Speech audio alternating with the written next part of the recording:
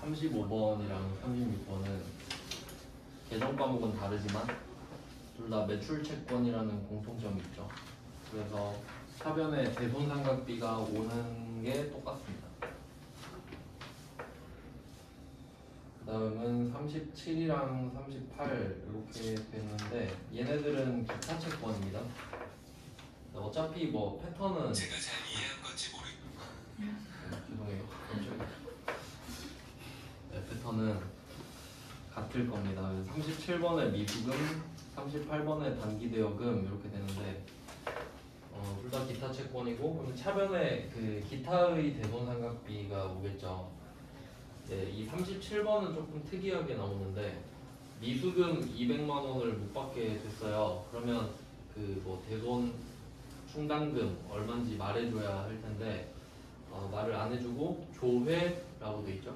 조회에 표시를 해주시고 나중에 배워요. 마지막쯤에. 실제로는 조회를 해야 될 수도 있겠구나까지 생각해 보시고 제가 처음에 현금 과부족 했을 때도 말씀드렸거든요. 누가 말해주지 않는다. 조회를 하는 게 정상이다. 이렇게까지 말씀을 드렸습니다. 그럼 얘는 뭐 금액은 알 수는 없는데 한 가지 확실한 건 있어요. 미수금 200만 원을 못 받게 됐을 때 대손충당금을 절대로 200만 원 이상 안 줄 겁니다. 그럼 답이 너무 쉬워지거든요. 그러니까 이 대손충당금은 경우의 수가 3개밖에 없어요. 그러니까 지금 대손 처리를 한다는 소리는 돈을 못 받게 됐다는 소리잖아요. 그러면 그 못 받게 된 돈보다 대손충당금이 적을 수가 있고 많을 수가 있고 없을 수가 있죠. 3개밖에 없죠. 대손충당금이 없다, 부족하다, 많다 이거밖에 없잖아요. 그러면 만약에 대손충당금이 없어요. 없으면 전부 대손상각비 또는 기타의 대손상각비가 나오겠죠. 근데 부족하다. 부족하면 일단 있는 충당금 다 갖다 써야겠죠. 부족한 거니까. 그리고 그 부족분에 대해서 대손상각비나 기타의 대손상각비가 나오겠잖아요. 그러니까 부족한 거를 가장 선호하겠지. 그리고 마지막 3번째 경우의 수는 대손충당금이 많은 거예요. 엄청 많은 거예요. 넉넉해요. 그러니까 지금 200만 원을 못 받았는데 300만 원이 있는 거지. 그럼 우리가 버스카드 잔액이 300만 원 있는데 200만 원을 찍으면 200만 원이 나가겠죠. 그러면 대손충당금으로 끝인 거예요, 그냥. 그래서 부족한 게 많이 나올 겁니다. 얘도 기타 채권이니까 한번 써보면 일단은 지금은 미수금이죠. 미수금 200.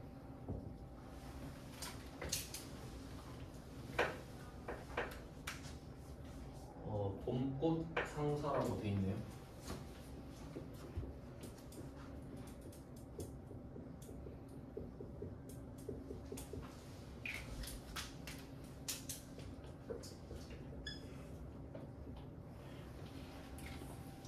미수금을 못 받게 된 건 확실하고요. 근데 이때 대손충당금이 얼마 있는지는 모르거든요.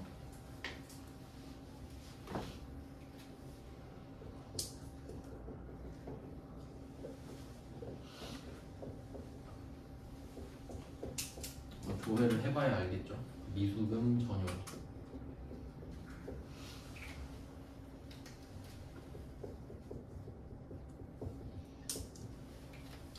근데 뭐 충당금으로 끝내고 싶진 않을 테니까 분명히 부족할 거란 거죠. 이게 200만 원보다 적을 것이다. 그래야 밑에 기타의 대손상각비가 나오잖아요.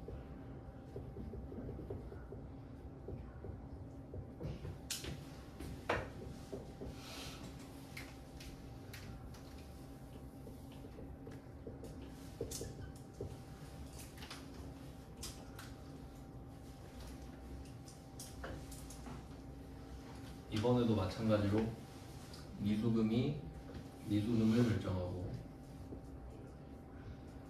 미수금이 기타의 대손상각비를 결정합니다.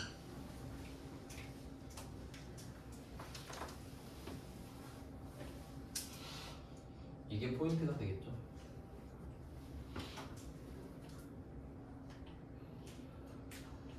그래서 뭐 크게 매출 채권과 기타 채권 정도로 나누시면 패턴은 뭐 금방 파악할 수 있겠습니다. 네, 뭐 그래서 38번도 결국은 같은 문제니까 뭐 따로 풀어보시면 될 것 같고요. 그래서 대손 처리 4문제 넣었는데 실제로 많이 나왔다는 소리겠죠. 문제가 많으니까 많이 넣었어요. 그 회차도 보시면은 그 뭐 의도한 건 아닌데 대충 2회마다 나오는 것처럼 돼 있죠. 90, 86, 88, 92 이 정도니까 근데 더 많은데 그냥 제 생각에 적절한 걸 그냥 넣은 거거든요. 네, 상당히 많이 나오는 문제라고 생각하시면 됩니다. 대손 처리를 봤어요. 대손 처리. 근데 제가 아까 그 적었을 때 대손에는 대손 추정, 대손 처리 이렇게 있다고 했는데 그럼 34번이 대손 추정이고요. 35번부터 38번까지가 대손 처리가 되는데 그럼 끝난 거잖아요. 근데 한 개 더 있죠? 39번. 39번은 회수입니다. 회수. 근데 여기서는 이게 회수가 키워드긴 한데 이 회수 앞에 하나 더 와야 돼요. 대손 확정 하고 회수가 와야 됩니다. 이제 좀 자세하게 정리를 해볼게요. 대손 회계에 어떤 주제들이 있는지.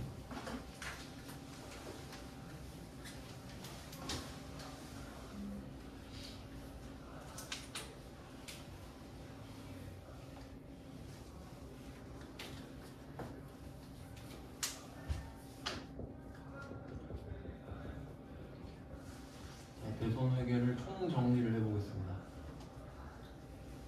대손 회계는 딱 2개로 정리하면 되는데 일단 첫 번째는 아까 금전 채권, 매출 채권, 기타 채권 해서 800번 대손 삼각비, 900번 기타의 대손 삼각비 그거 하나랑 요거 있으면 딱 정리 끝이거든요.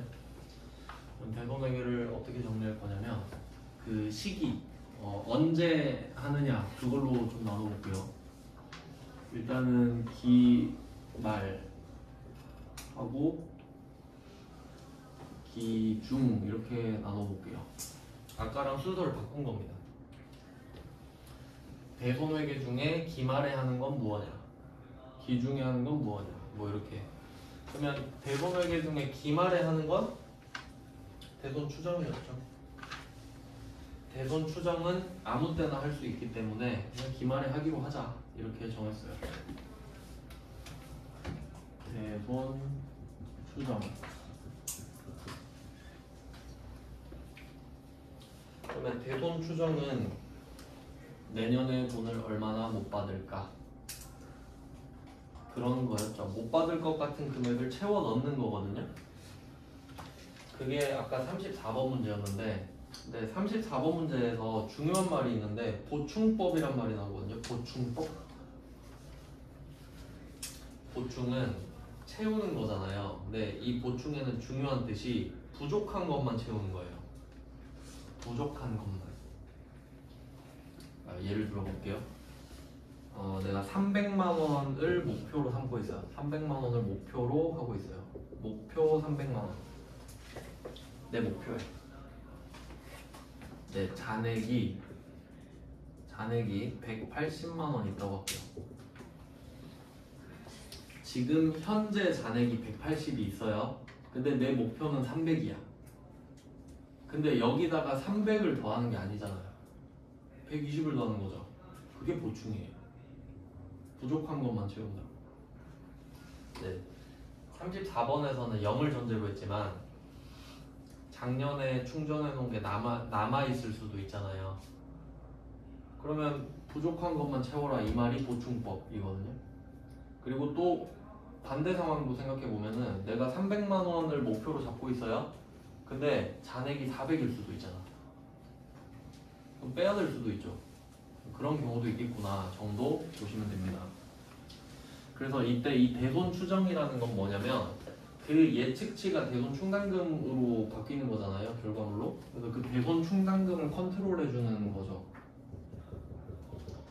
대손 충당금이라는 계정 과목을 컨트롤해주는 작업이 대손 추정인데, 그럼 결과로 플러스가 될 수도 있고 마이너스가 될 수도 있겠죠. 무조건 플러스만 하는 건 아니란 거예요. 더 많으면 뺄 수도 있지. 실제로 그런 문제가 나온 적도 있어요. 근데 어차피 처리는 똑같은데.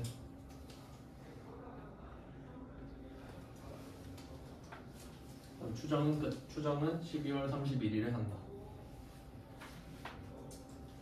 그 다음에 기중입니다. 기중에는 두 개 있거든요. 두 개. 일단 대손 추정은 했고요. 그리고 지금 회수라는 단어도 봤잖아요. 두 개로 쪼갤 거예요. 저는 대손 처리랑 회수.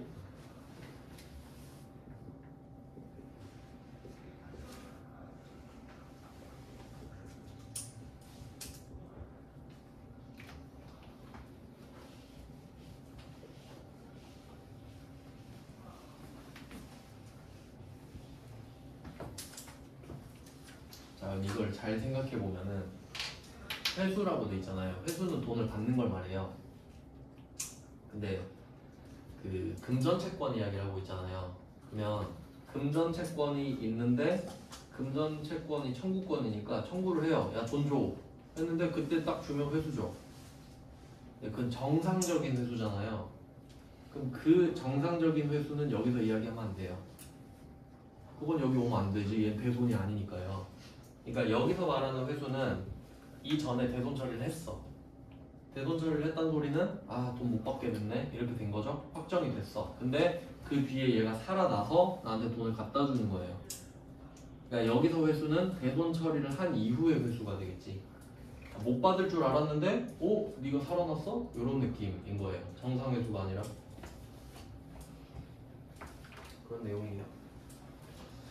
뭐 비교해봤고, 그러면 대손 처리랑 회수랑 둘 다 내가 예측할 수 없는 거죠. 그냥 제가 돈을 못 준다 그러면 대손 처리, 돈을 갖다 주면 회수잖아요. 그러니까 얘는 그냥 기중이지. 언제 일어날지 모르니까 기중. 그래서 기중으로 넣고요. 대손 처리로 가보겠습니다.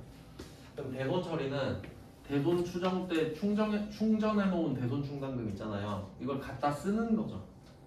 갖다 쓰는 거.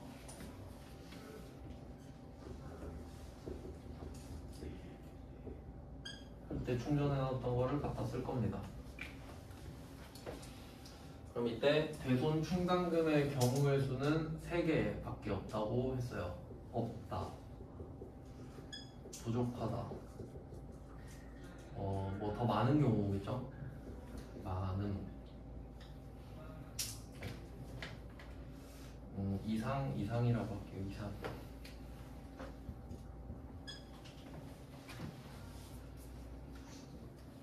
대손 충당금이 없을 수도 있고 부족할 수도 있고 더 많을 수도 있죠. 똑같거나 더 많을 수도 있죠. 이상일 수도 있어요. 근데 출제자가 선호하는 방식은 부족이겠죠. 그래야 차변에 2개가 나오니까 더 번거로워지니까. 대손 처리까지 봤고요. 이제 회수. 자, 그럼 회수는 뭘 생각해야 되냐면 뭐 자주 나오는 문제가 아니긴 한데, 회수는 대손 처리를 전제로 하잖아요. 그리고 회수는 지금 일어났습니다. 지금 회수했으니까 지금 회수 이야기를 하는 거거든요. 근데 대손 처리는 옛날이겠죠. 그러면 그때 뭘 고려해야 되냐면 회계 기간을 한번 생각해 보면은 지금이 2022년입니다. 단기예요. 2022년은 해당 회계기간, 해당 기간, 단기. 그러면 작년은 2021년 전기, 2020년은 전전기가 되겠죠. 우린 재작년이라고 하고요. 이렇게 쭉 더 갈 거 아니에요. 더 연도가 많이 있었으니까. 근데 이 많은 회계기간을 딱 2개로 정리하거든요. 딱 2개. 아무리 많이 있어도 2개인데 무조건 이렇게 쪼갭니다. 단기와 전기 이전으로. 그냥 무조건 두 개예요. 몇 개든 간에. 단기, 전기 이전. 깔끔하죠? 뭐 내년은 차기라고 하는데 안 온 거 이야기를 하진 않겠죠? 차기는 없어요. 차기는 안 왔으니까. 이렇게 나누는 이유가 뭐냐면 지금 2022년인데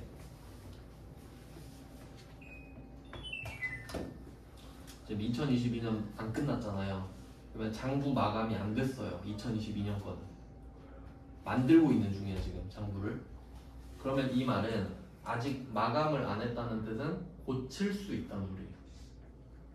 수정이 가능하지. 아직 안 덮었으니까 책을. 그러니까 얘는 수정이 가능해. 단기는 수정이 가능해요.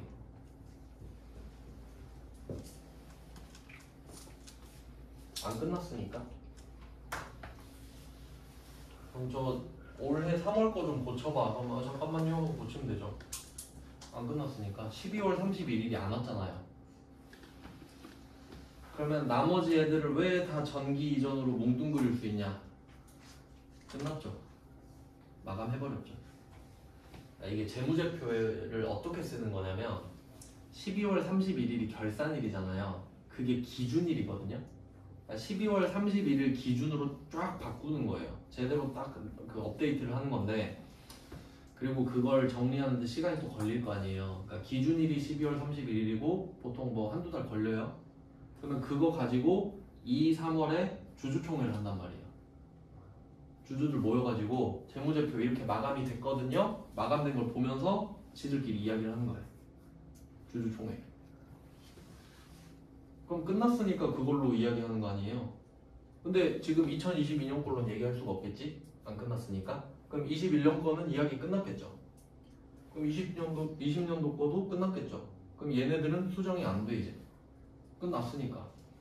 그러니까 결론은 수정이 안 된다는 거죠, 그냥. 이 정도 패턴만 알면 된다는 거지.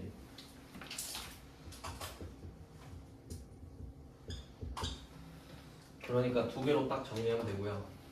여기다가 접목을 시켜보면은 지금 회수를 했다라고 하면 회수는 지금 회수했으니까 지금 이야기한다 했죠. 그럼 회수는 단기죠, 무조건. 이때 단기에 회수를 한 거지. 근데 지금 이 회수는 대손 처리를 전제로 한다 그랬잖아요. 그러면 이 대손 처리가 단기냐 전기 이전이냐 이거 물어보는 거예요.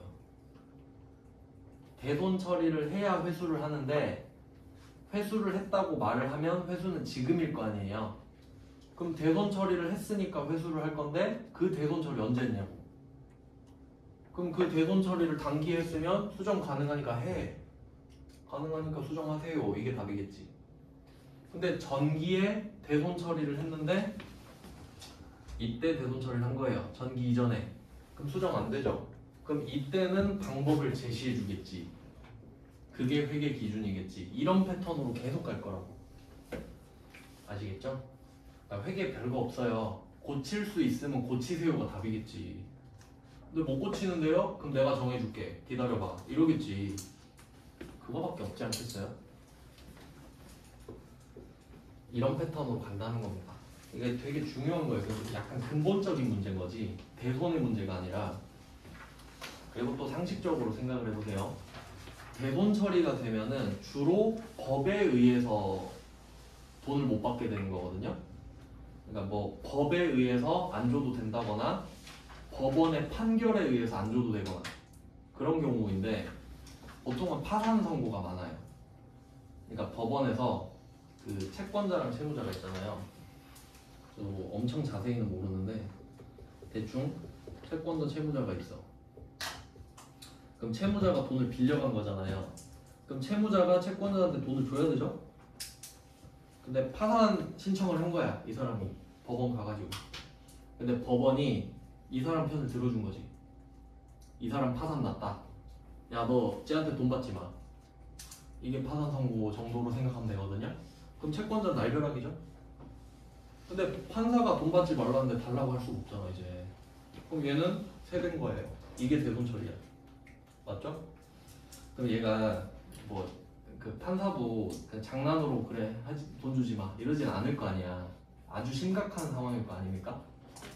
근데 그 대손 처리랑 회수가 같은 연도에 일어나기가 쉽겠어요? 기간적으로 엄청 어렵겠죠. 그렇게 쉽게 회수할 거면 파산을 신청을 안 했겠지. 그러니까 최소 1년은 걸리지 않겠습니까? 상식적으로.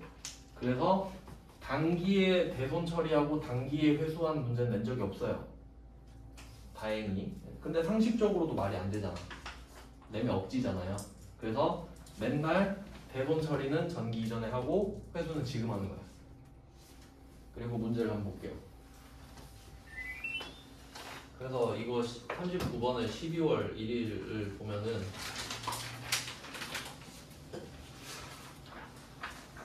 39번에 12월 1일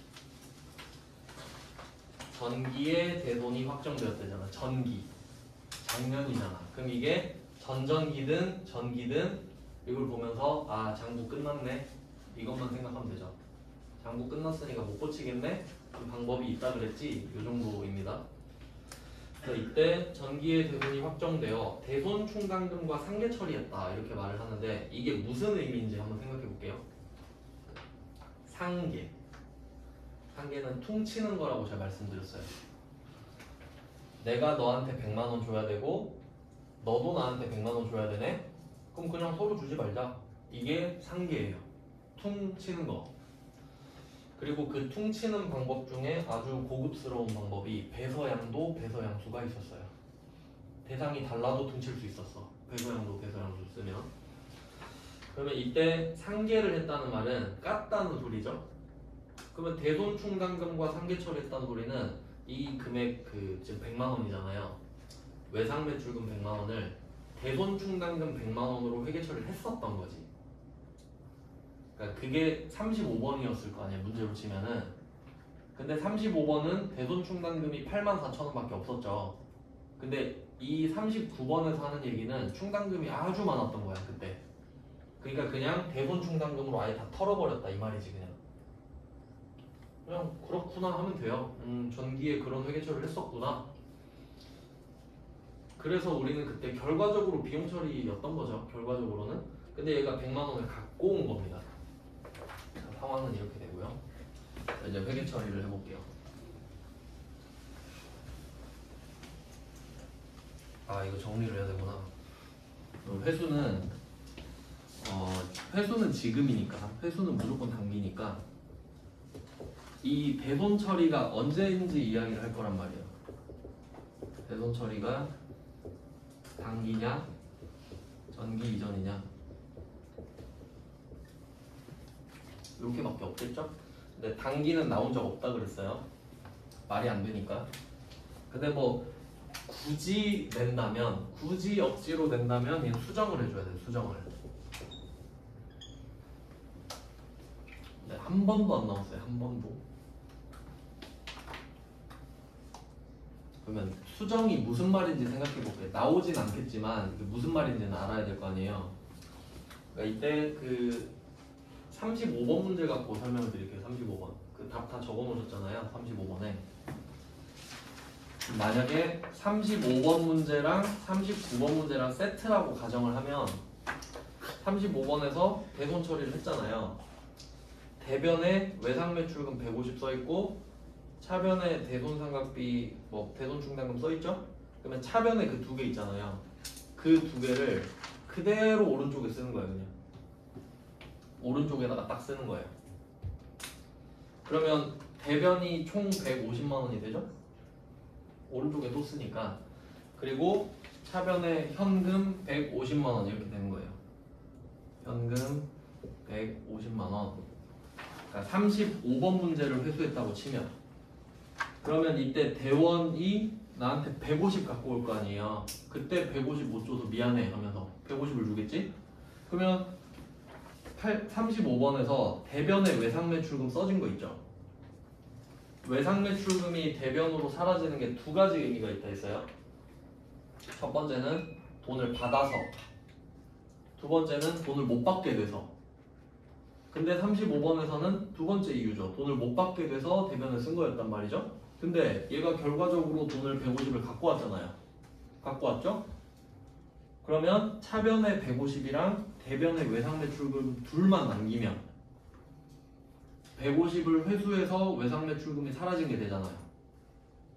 그게 수정이라고. 그렇게 하라고. 그러면 그 35번의 차변에 있는 걸 대변에 똑같이 쓰면 되지. 그럼 35번의 차변 날라가고 대변 날라가고 없던 게 되니까. 자, 이게 비유를 하자면 그 35번 문제에 차변에 대손충당금이랑 대손상각비 써놓은 거 있잖아요. 그게 여러분이 일기 쓰는 거라고 치면은 욕하는 거예요. 욕하는 거. 대원 이 새끼가 돈을 안 갚았다 이렇게 써놓은 거라고. 대손충당금 대손상각비가. 근데 만약에 걔가 갑자기 6개월 뒤에 돈을 갖고 온 거야. 그럼 150을 갖고 온 거죠? 그럼 내가 일기에 욕 써놓은 게 좀 뻘쭘하지 않아요? 돈을 갚았는데? 그래서 가가지고 지우는 거지.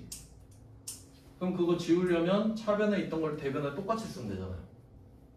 그게 수정이에요. 그래서 만약에 단기에 대손 처리했던 걸 단기에 회수했다 하면은 그 날짜의 회계 처리를 보고 와야 돼요.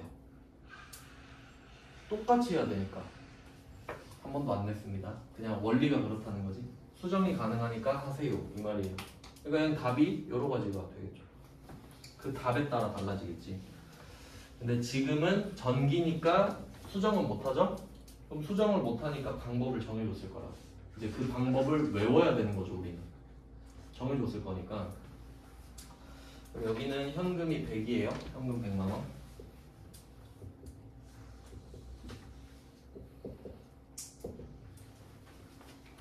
현금 100만 원. 근데 얘는 이제 전기 이전이니까 얘랑 상관없어졌죠. 그러면 회계 기준이 뭐라고 정했냐면 전기 이전이면 어차피 전기랑 단기는 상관이 없으니까 이 받은 돈이랑 똑같은 금액을 대변에 적어라 라고 정해놨어요. 그럼 오히려 편하죠. 똑같으니까 100만 원을 일단 적어. 그리고 이름은 뭐예요? 하니까 너 못 받았던 거가 뭐야? 하니까 외상매출금이요 이렇게 대답하죠. 그럼 그 외상매출금 대손충당금을 올려라. 그게 답이에요.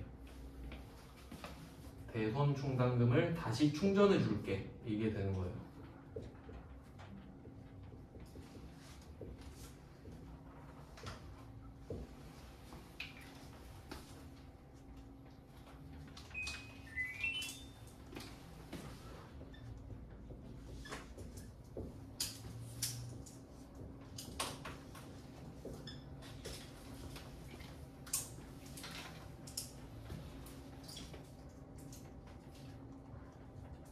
답은 쉽죠. 그냥 똑같은 금액 쓰고 못 받았던 거 쓰고 대손충당금을 다시 충전해 주면 돼요. 그래서 제가 그 버스 카드로 예를 들었잖아요. 그럼 거기다가 한번 붙여볼게요. 그럼 기말에 대손 추정을 하는 거는 버스 카드 충전이에요. 대손 추정은 버스 카드 충전하는 거예요. 버스를 탄 건 아니에요. 버스 카드 버카충.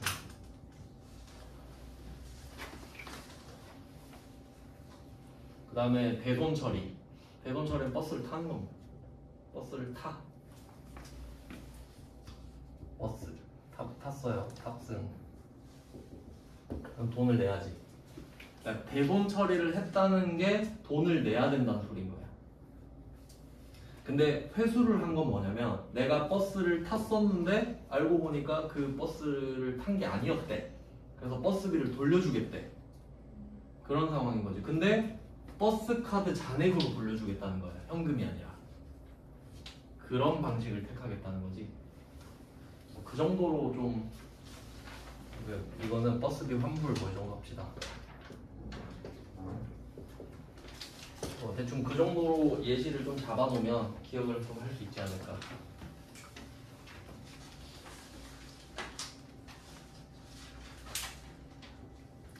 무슨 말인지 아시겠죠? 그 뭐 그런 경우 있지 않나? 뭐 일어나면 안 되지만 만약에 내가 버스를 타고 가다가 사고가 난 거예요. 그러면 다음 버스 오면 옮겨 타세요 이러겠죠? 그 버스비는 돌려드릴게요 뭐 이런 일이 있다고 치면 그걸 현금이 아니라 그러니까 내가 현금 내고 탔으면 현금으로 돌려주는 게 맞잖아요. 그럼 그건 단기일 때 현금 내신 분은 현금으로 드릴게요. 버스 카드로 타신 분은 잔액을 다시 돌려드릴게요. 이게 단기 수정을 해주는 거지. 근데 그게 전기였으면은 그냥 다 필요 없고 버스 카드 잔액으로 그냥 드릴게요. 요렇게 하겠다는 거지. 굳이 비유를 하자면 네, 그런 내용입니다. 이게 대손이에요. 근데 참고로 그 지금 부가가치세를 배우지는 않았는데 원래는 부가가치세가 필연적으로 들어갑니다. 근데 뭐 우리 시험 범위는 아니니까 일단 이 정도가 우리의 범위이고요. 그리고 조금 더 정리를 좀 해보면 일단 이렇게 하면 끝이긴 해요. 세 가지 주제가 끝인 거예요. 전산회계 1급은. 그럼 이 세 가지 주제 중에 이제 잘 나오는 걸 좀 체크를 해보면 대손 추정은 대손 충당금 플러스 마이너스잖아요. 이 중에는 플러스가 많이 나와요. 자주 나오는 걸 체크하는 거예요. 마이너스는 정말 흔하지 않아요. 그리고 나와도 방법이 똑같거든요. 그냥 뭐 참고로 알아두시고. 그 다음에 대손 처리는 대손 충당금을 쓰는 건데 이때 이 대손 충당금이 부족한 게 많이 나오고요. 지금 네 문제 다 부족했거든요. 부족한 걸 내야 차변이 2개니까. 그 다음에 회수는 뭐 단기는 아예 나온 적이 없습니다. 그냥 전기 이전만 나왔단 말이에요. 맨날 전기로 나와요. 전기로. 이 정도를 참고하시면 될 것 같고요. 그리고 지금은 회계 처리를 했는데 그 장부에서 어떤 일이 일어나는지 보여드릴게요. 일단 이건 회계 처리에 대한 설명이고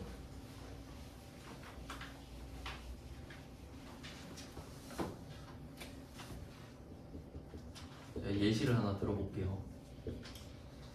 외상 매출금 1억이 있었어요. 그리고 대손 충당금을 설정한 거예요.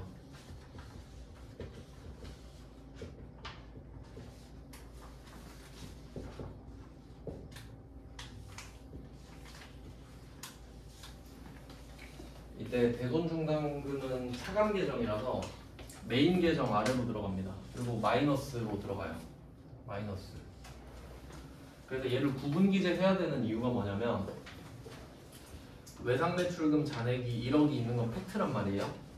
근데 100만 원을 못 받을 것 같은 거야. 내년에 한 100만 원 정도 못 받지 않을까? 이 생각을 했어요. 근데 그건 내 생각이잖아. 그래서 이 외상 매출금에서 100을 그대로 까버리면 총 외상 매출금이 9,900이 되는 거죠. 근데 이거는 말이 안 되는 게 100만 원을 못 받을 것 같다라고 생각은 할 수 있는데 특정 대상을 지정할 수가 없잖아요. 누구한테 100만 원을 못 받을 것 같은지 그걸 적을 수가 없잖아. 그러니까 그걸 적을 수가 없는 거죠. 그래서 대손 충당금으로 그냥 쓰는 거예요. 그러면 장부에 이렇게 들어가거든요. 외상 매출금 1억, 대손 충당금 100. 그러면 이제 주주들이 이걸 봐. 그럼 이때 밑에 나와 있는 게 9,900일 거 아니에요. 이걸 장부 금액이라 그래요. 실제로 장부에는 9,900이라고 써 있는 게 되니까 결과물인 거죠. 차감 계정이 있는 애들은 차감 계정을 빼고 나서 그 남은 순수한 금액 있잖아요. 그걸 장부 금액이라고 하거든요. 그래서 그 가끔씩 순 장부 금액이라고도 하는데 같은 말이 되는 거죠. 여기서 순은 네트라는 뜻입니다. 순수하다라는 뜻이죠. 단기 순이익 이런 거 할 때. 그래서 이렇게 주주들은 확인하는 거예요. 그럼 이걸 보면서 아 얘네들이 실제로 1억 원의 외상 매출금이 있는데 100만 원 정도를 못 받는다고 생각하는구나 라고 할 수 있지. 그러니까 이게 정확한 정보 전달이 되잖아요. 이런 식으로 표기를 하겠다는 거예요. 그러면 여기서 50만 원을 실제로 못 받았다고 한번 해볼게요. 그럼 지금 우리는 100만 원 정도는 못 받을 수 있다고 생각을 하고 있는 상태입니다 지금. 근데 돈을 못 받은 건 아니에요 지금. 근데 그 뒤로 A한테 50을 못 받은 거야. 그러면 실제로 외상 매출금이 50이 줄어드는 거 맞죠? 50을 못 받게 됐으니까 외상 매출금 1억이 있었는데 A가 50을 못 갚겠대 나보고 안 갚겠대. 그럼 외상 매출금 50 없어지는 거 맞죠? 그럼 이걸 줄이는 거죠. 줄어들 테니까 9,950 실제로 줄어들었습니다. 근데 대손충당금 100 중에 50으로 처리했을 거 아니야. 있는 것부터 쓴다 했으니까 그럼 얘도 50 줄겠지. 같이 줄어드니까.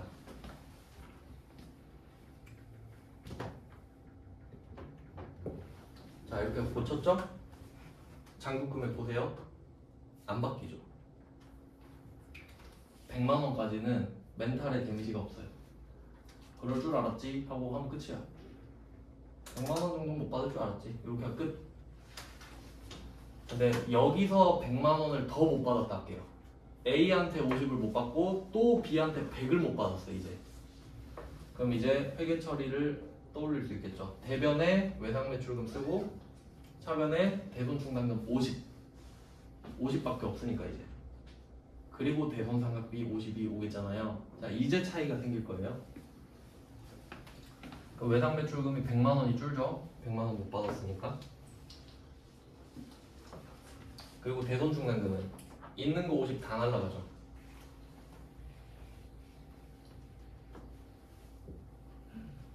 장부금액이 이제 줄어들어요. 대손충당금이 없어졌거든요.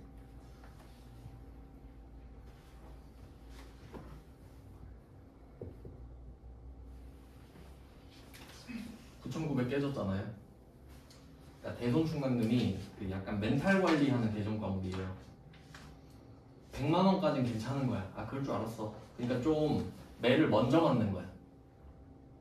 그러니까 좀 내가 선생님한테 맞아야 돼요. 지금 잘못해갖고 깝쳐갖고 맞아야 되거든요. 근데 10대를 맞아야 돼. 근데 내일 맞기로 했어요. 근데 오늘 컨디션이 너무 좋은 거야. 쌤 오늘 5대 미리 맞을게요. 이게 대손상각비야. 미리 맞을 수 있잖아요. 나 괜찮을 때, 그러니까 맞고 싶을 때 맞겠다고. 그러니까 어차피 10대를 맞는데 내가 맞고 싶을 때 5대를 맞으면 마음이 편하잖아. 근데 그 뒤에 5대는 좀 쫄리겠지. 뭐 그런 느낌이라는 거예요. 그래서 대손충당금이 어차피 장부금액을 미리 까놔. 그러니까 그때까지는 똑같아요. 9,900까지는. 뭐 그런 역할을 하기도 하고. 네, 뭐 이런 내용입니다. 대손은 뭐 이 정도 됐고요. 자, 대손은 금전 채권 뒤에 붙어 있는 내용이다. 채권 뒤에는 대손이 있겠구나 정도. 이제 거의 다 끝났네요.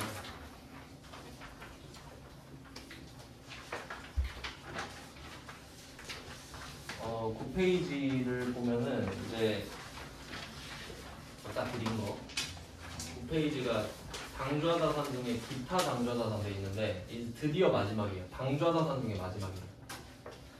지금까지 한 거 다시 정리해 볼게요. 방좌자산 뭐 했나?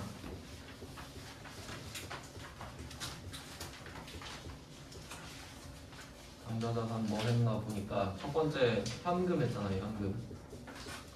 현금 되는 순서대로 배웠으니까 그래서 현금 배우고 여기에 수표 같이 배우고 현금도 배우고 수표도 배우고 현금 그 다음이 단기매매증권이죠. 세 번째가 채권을 한 거예요. 채권.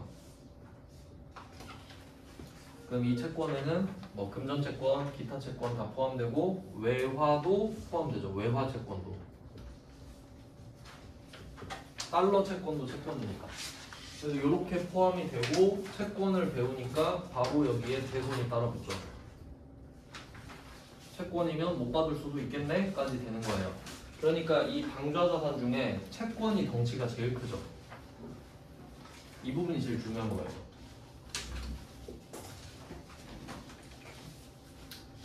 그러니까 얘네에 비해서 현금 단기매매증권은 좀 작은 주제잖아요. 좀 요 정도 이렇게 그래서 저는 이렇게 맥락을 잡은 거예요. 얘네들끼리 다 상관이 없는 애들이라서. 그리고 이렇게 크게 세 개로 잡았죠? 그 근데도 또 짜질구리한 애들이 남아있는 거예요. 쭉정이들이. 그걸 그냥 기타 당좌자산이라고 한 거예요. 도저히 얘네들은 공통점이 없어서 그냥 기타 등등서 기타 당좌자산 이 정도로 쪼갠 겁니다. 그러니까 이거는 제가 임의대로 쪼갠 거예요. 왜냐면 그 교재를 보시면 전 3학기 1급 교재를 보면은 제가 교재 여러 개 봤는데 교재마다 순서가 다 달라요. 당좌자산이. 그럼 갑자기 막 현금 가부족 나왔다가 갑자기 뭐 채권 나왔다 이러거든요. 그러니까 그나마 체계적으로 정리한 거예요. 순서대로. 그래서 뭐 나머지 기타 당좌자산은 내일 하고요. 이거 끝나면 그 다음이 재고자산이거든요. 그래서 재고자산까지 하고 부가가치세를 했다가 부채 자본 이렇게 가려고 합니다. 네, 오늘은 여기까지 할게요. 고생하셨습니다. 네, 감사합니다. 네, 수고하셨습니다.